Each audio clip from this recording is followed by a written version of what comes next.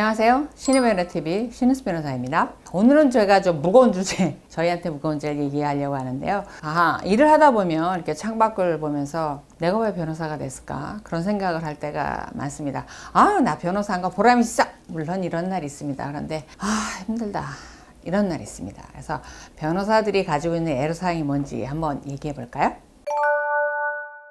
일단 변호사라고 하면 존경받는 직업 아니죠. 아시죠? 택도 없습니다. 무슨 저희가 존경을 받겠습니까? 사실은 저희가 어떤 물건을 살 때 중개하는 사람하고 같은 입장이죠. 내가 억울한 일을 당했을 때 소송을 제기하고자 할 때 직접 하는 건 어려움이 있으니까 그것을 위임해서 그 사람에게 변호사라고 하여금 나의 일을 대신해서 소송하게끔 하는 거죠. 그래서 우리는 수임인이라고 말을 하는데요. 제가 이제 사법시험을 볼 때는 변호사보다는 검사가 되고 싶었어요. 나이가 너무 많아가지고. 물론 공부도 그렇게 안 했습니다. 그래서 검사가 안 됐고, 저희가 사법시험을 볼 때는 판사, 검사, 아니면 변호사니까 변호사라는 건 당연히 생각을 합니다. 왜냐하면 판검사 현직에 있더라도 퇴직을 하고 나면 변호사가 되는 거니까 언제이냐의 문제지 뭐 변호사를 기결되는 건 맞죠. 근데 변호사를 하면서 과연 내가 변호사를 한 것이 잘했는가 못했는가, 보람이 있는가 없는가 이런 생각을 문득문득 할 때가 있습니다. 근데 이제 제가 왜 썸네일에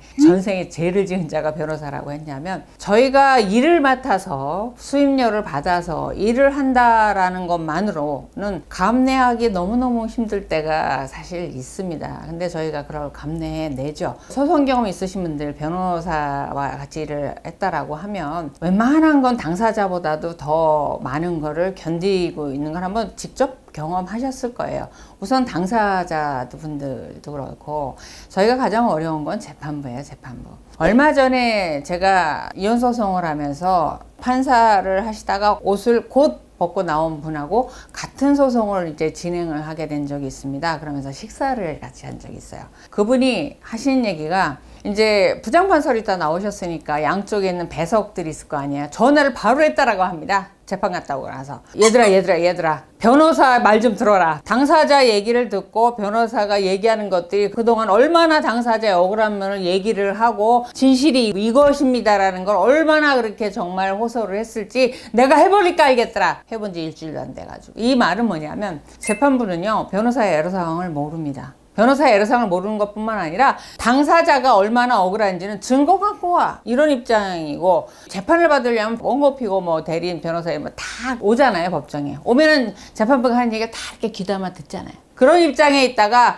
변호사가 제발 이 얘기 좀 들어주세요, 이런 겁니다 얘기를 하는데 대부분 커트 당하고, 그러면은 진실이 이건데도 그게 통하지 않았을 때 변호사가 느끼는 그 피해감은 이루 말할 수가 없거든요. 그래서 저희 같은 경우도 요즘 이제 좀 어려운 부분이, 재판이 많이 누적되다 보니까 빠르게 재판을 이제 진행하려는 게 이제 곳곳에서 보입니다. 아무리 빠르게 진행을 한다 하더라도 진실이 무엇인지를 밝혀야 되는 증거들이 있습니다. 그럼 증거로 집에 뭐 금고에 뭐 갑옷 하나들이 쌓아놓는 게 아니고요. 금융기관의 거래내역도 조회를 해야 되고요. 각종 관공서 이것도 가져와야 되고요. 병원에는 진료기록 내역표, 이렇게 증거가 필요한데, 이게 내가 가지고 있지 않지만 법원이 허가를 해서 법원에 명령장을 보내서 조회를 해서 회신을 받는 것을 증거로 해야 되는 것들이 있는데, 이거를 막 신청을 안 받아주시는 거예요. 그걸 받아주면 재판이 또 몇 달 더 지연되니까. 근데 재판을 빠르게 하는 것도 좋지만 당사자 입장에서는 얼마나 억울하겠습니까? 전문적인 용어로, 일반인들이 농담삼아 말하는 전문적인 용어로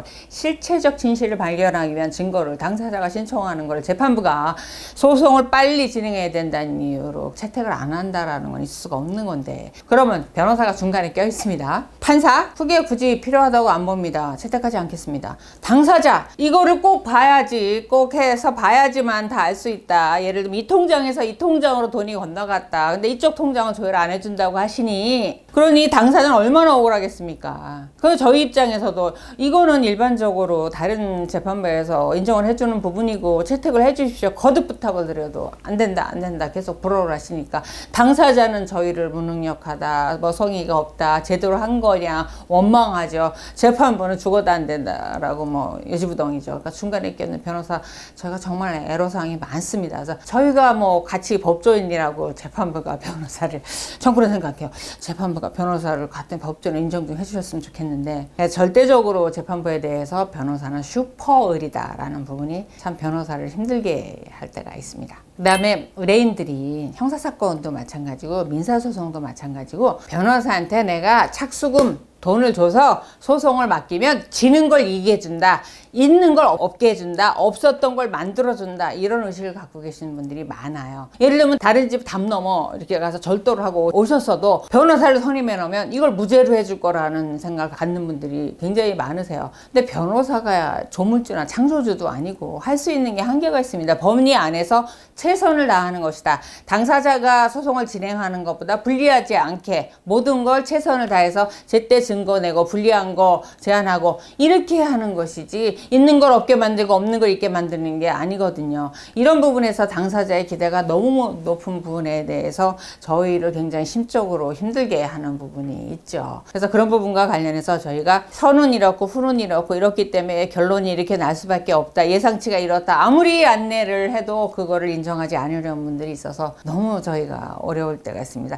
이럴 때도 참 변호사가 어려움이 있습니다. 그래서 현재 소송을 진행하시는 분들께서 변호사가 이런 부분 때문에 불리하다, 이런 게 필요하다, 이건 이래서 안 된다라고 설명을 하면, 저희가 웬만하면 당사자를 위해서 일을 하기 때문에 당사자한테 유리하게 하고 제출해 달라는 거 다 하고 하거든요. 하지만 절대로 안 되는 건 제출을 할 수가 없습니다. 제 경험상도 당사자가 정말 이건 제출하면 불리한 증거인데 굳이 이걸 내달라고 하시는 경우에 있어서 한 번은 오시라 그래서 제가 설명을 했습니다. 이건 이렇게 돼서 이렇게 제출했을 때는 우리가 어떤 위치에 처할 수 있고, 이건 저희가 이렇게 해서 불리합니다. 설명을 드렸는데도 거듭 그걸 제출해달 요청을 해서 제가 사임을 한 적이 있습니다. 왜냐하면 아무리 당사자가 요청을 하지만 이걸 냈을 때 불리한지를 뻔히 알면서 제가 당사자 요청한다고 제출할 수는 없었기 때문에 사임한 적이 있습니다. 그래서 상당히 좀 곤란할 때가 있다. 그래서 변호사가 이럴 때 참 힘듭니다. 어느 것을 선택해야 되냐는 부분에 대해서 당사자를 불리하게 할 수 없다 쪽을 저는 선택을 했습니다. 그리고 다음 주쯤 오실 때가 된 것 같은데 한 몇 달에 한 번씩 오시는 당사자분이 계세요. 오셔서 어려운 부분도 아니에요. 그러니까 그동안 진행됐던 부분을 이렇게 설명을 드리는데 3, 4개월에 한 번에 와서 3, 4개월에 들었던 거는 하나도 없었던 것처럼, 전혀 처음 듣는 얘기처럼 와서 또 이렇게, 제 생각에는 이제 억지를 부린 게 겁니다. 불리한데 자꾸 자료를 내달라고 하는 거. 그 다음에 현재 나와 있는 증거로 봤을 때 아닌데 자꾸 다른 주장을 하시는 거. 이런 부분을 설명을 하는데도 3, 4개월에 한 번씩 오셔가지고 또 난리를 피시고 이렇게 들어가시는 분이 계세요. 처음에 사건을 수임할 때 그 당사자분이 왠지 순수함이 있어서 제가 수임을 했어요.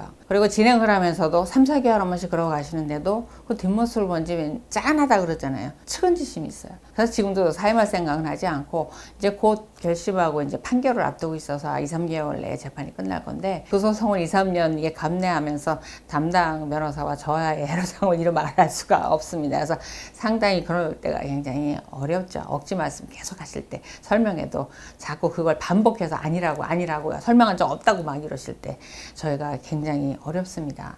그리고 이제 감정기복이 심한 분들이 계세요. 그래서 감정기복이 심한 분들이 계셔서 잘할 땐 굉장히 잘하세요. 오실 때 이렇게 음료수도 한 박스씩 사갖고 오시고, 그렇게 잘하실 수가 없어요. 열심히 해줘서 고맙다고, 정말 수고하신다고 그랬는데, 어느 날 뭐 예를 들면 술 한잔 하시거나 기분이 그런 날 갑자기 전화를 하셔가지고 1시간, 2시간을 뭐 이름 말할 수 없는 쌍욕과 함께 폭언을 막 이렇게 퍼붓는 분들이 계세요. 그러면 저도 이제 직접적으로 받긴 하지만 우리 소속 변호사들도 인간이잖아요. 그래서 우리가 어디 보험이라든가 뭐 이런 AS센터인데 전화하면 앞머리에 나오는 멘트가 있죠. 지금 상담하는 이분도 누군가의 가족입니다. 폭언과 폭행은 상대하지고 뭐 녹음이 되면 이런 내용이 있잖아요. 저희도 그렇습니다. 저희도 누군가의 가족이고요. 폭언과 폭행은 상가해 주셨으면 좋겠습니다.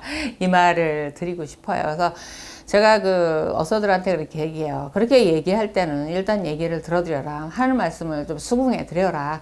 그리고 일단은 전화를 끊고 나중에 이제 또 밝은 모습으로 전화하셨을 때 그때 이렇게 하신 말씀에 대해서는 저희가 이렇게 답변을 드리겠고, 또 심하게 이렇게 욕설 하신 부분에 대해서는 조금 무서웠습니다. 이 정도 표현을 해라. 이렇게 하는데도 굉장히 힘들어 합니다. 그래서 우리 소속 변호사들이 울고 하는 거는 뭐 기본이고요. 그게 너무 힘들어서 화장실 가서 토하는 경우도 있습니다. 그래서 저희 변호사들한테도 조금만 이렇게 애정 어린 표현을 좀 해주셨으면 좋겠습니다. 그리고 마지막으로 하는 거는 저희를 찾아오셔가지고 도대체 당신들은 누구 편이야 이런 분 계세요. 아 누구 편이긴요. 저희를 위임한 그 당사자 편이죠. 어떤 경우도 저희는 상대방 편을 듣지 않습니다. 어떤 경우도 제가 변호사라는 직을 버리길 각오하지 않는 한은 어떤 경우도 상대방 편 들지 않습니다. 저희는요 우리한테 돈을 주고 사건을 맡긴 당사자만을 위해서 일합니다. 그래서 본인께서 변호사가 하는 일이 설사 마음에 들지 않고 진행이 마음대로 되는 것 같지 않고 이렇다 하더라도 나의 변호사는 나의 아군이지 적군이 아니고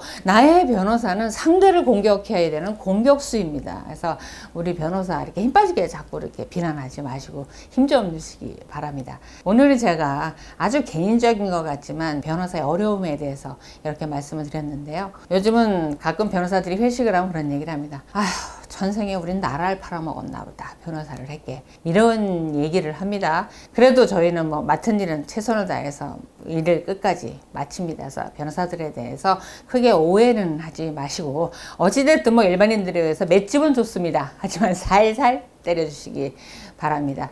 저희는 저희에게 변호사 비용을 지불한 당사자를 위해서 최선을 다합니다. 믿어주셔도 좋습니다. 제가 뭐 오늘 이렇게 변호사가 이렇게 힘든 직업이다 이렇게 징징징 그런 게 아니고요. 어찌 보면 변호사 활용법을 제가 알려드린 거예요. 저희가 착수금이라고 돈을 받은 다음에 중간에 뭐 돈 달라고 뭐 이렇게 요구하지 않지 않습니까? 그리고 여러분도 뭐 500만 원, 1000만 원, 뭐 2000만 원 이런 돈이 적은가요? 적은 돈 아니잖아요. 엄청나게 많은 돈을 주고 내일 어려운 일을 해주니까 좀 더 격려해주고 이런다라고 하면 변호사들이 정말 그 사건에 최선을 다할 겁니다. 오늘 영상 도움이 되셨다면 좋아요, 구독하기 부탁드립니다.